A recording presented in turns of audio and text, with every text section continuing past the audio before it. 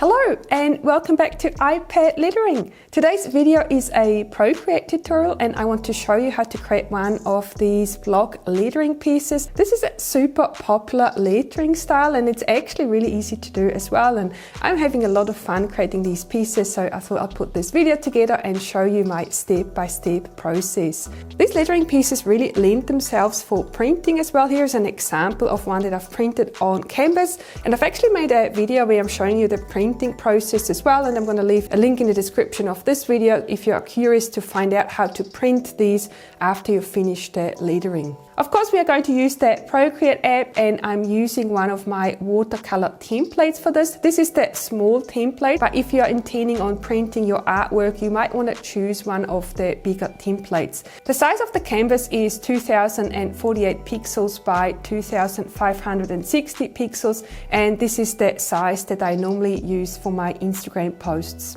We're going to start with a sketch, and I'm going to use my IPL sketching brush for this, and I'm just going to use the black color to start with. The phrase that we are going to write is going to be the first 5 days after the weekend are always the hardest. I think it's quite a funny phrase, and so I think this would look quite nice as one of these block lettering pieces.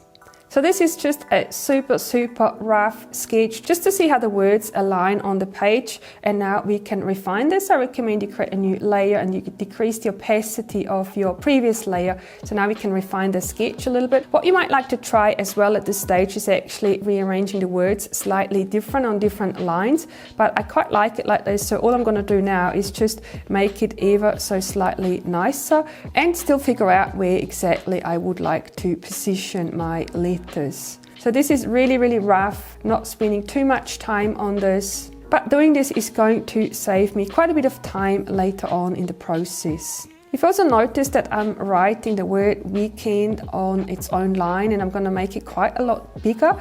And this is because I think this is the most important word for the whole phrase, and so I want it to stand out a little bit. And then of course, if you're not happy with the placement of the words, you can use the selection tool and we can amend this a little bit. We can maybe even make it a bit bigger. And this is the beauty about using Procreate, because it's really easy to fix mistakes and change things as you go.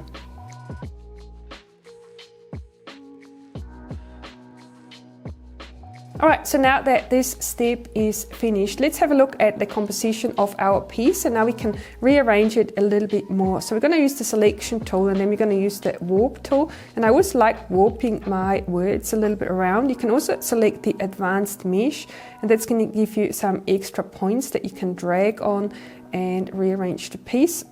And I like having a little bit of a curve here at the top, so you can just pull this up to give the illusion of an arc, and then maybe you can pull out the sides here a little bit as well and sort of make it a bit round. And then here at the bottom, I like to have it quite straight like this. And now this is looking pretty good. So now we're still in the sketching stage, and now we're going to create a new layer, and we're going to refine our sketch a little bit. So I'm going to turn down the opacity again, and now I'm going to select a different brush. For this step, I like using the IPL Hazelnut Cream brush, which is part of the IPL Dessert series set. And the reason why I like using this brush is because it's pressure sensitive.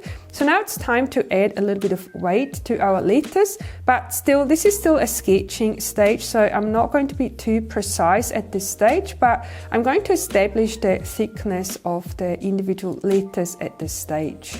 I very much recommend that you don't try and perfect your lettering piece at this stage. Don't spend too much time here. Just write the letters a little bit thicker than they were before, and you can go through this quite quickly as well.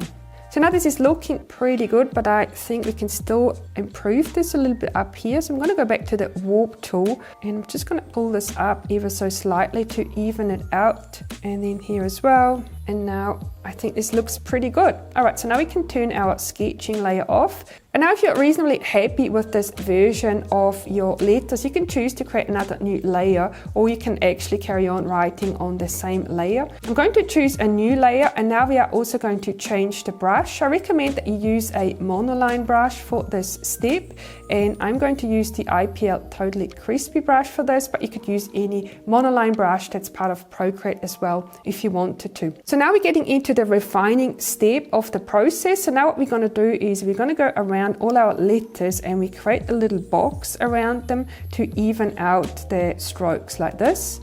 And I'm still not going too precise in this step, but I'm going to refine my spacing a little bit and also even out the letters at this stage. And this is one of my favorite steps of the process actually, because I find this really, really relaxing. Now, I'm just doing some doodling almost, and I'm doing some drawing the letters, and I very much enjoy this part of the process. So now what you want to try and do is create even spaces between the letters or parts of your letters like this, and then also even out the thickness of the individual strokes. And then you can see at this stage I'm also trying to nestle the letters into each other a little bit, sort of make them cuddle with each other.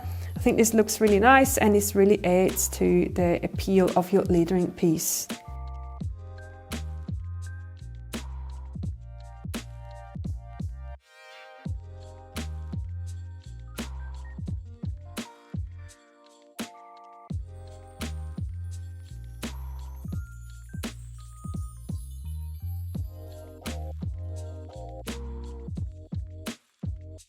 Alright, so now we have this step done, and you can see it took a little while, but we have a very good impression now of what our finished lettering piece is going to look like.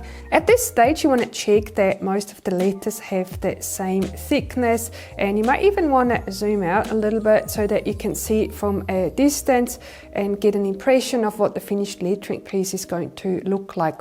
If you're not quite happy with this, you could always turn the previous layer off and you could do this layer again, but I'm happy with this. So now I'm going to merge the two layers together, and I'm going to now continue working on this merged layer.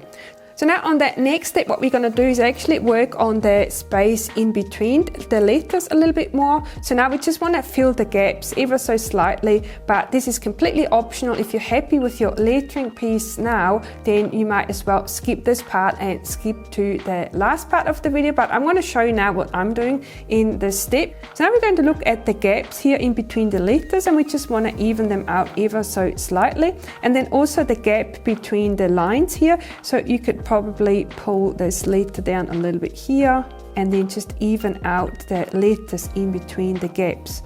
You could also make the D here a little bit bigger as well. So now this is the step where I'm going all the way around my lettering piece one more time and even out those gaps in between the letters.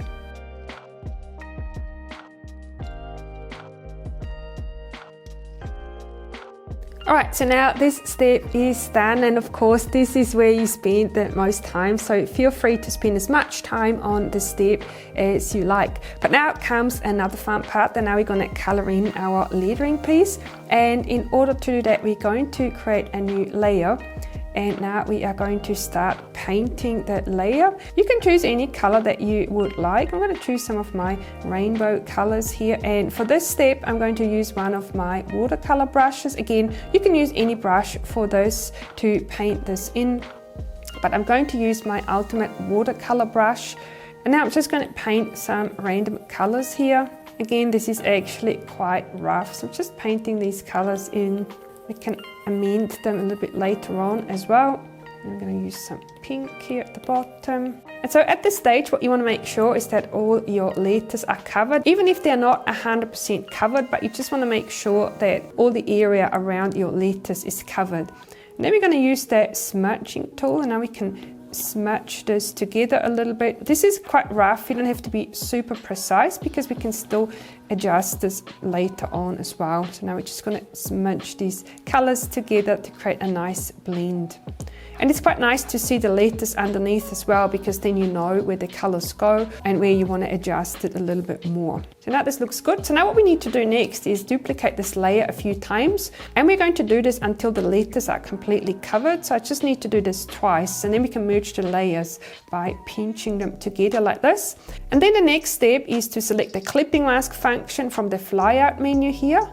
And now we have a colored lettering piece. So now what we're going to do is adjust our clipping mask a little bit more. Of course you can't see it properly now, but you can actually carry on now smudging directly on the letter. Just make sure that you've got the clipping mask layer selected. So now you can keep painting here a little bit and even out the colors that you have on your letters and make it look even nicer. What you could do as well if you wanted to is actually switching this around. So you could either turn it to see if you like it better that way. You can make it a bit bigger or a bit smaller and rearrange the colors on the screen like this. And so now for that final step, what I like to do is add a little bit of splatter around the letters as well. So what we're going to do now is go back to our letters layer. You need to make sure that you do it on that layer, and we're going to go back to black. And for this part, I'm going to use the Fine Dots brush, which is part of the Watercolor Advanced set. And now I'm going to add in some random dots here. And yes, they're quite random. Just going to tap on the screen a little bit like this. And I recommend that you don't add too many dots. With this technique, less is definitely more. I've got an extra one here I don't want. And there you have it. This is our block lettering piece from start to finish. I really hope you enjoyed this tutorial. Give me a thumbs up if you liked it. Subscribe to my channel if you haven't already. And then I'm also going to put up another couple of videos with more iPad lettering tutorials so you can keep watching and you can keep learning new lettering techniques. Thank you so much for watching, and I'll see you in my next video.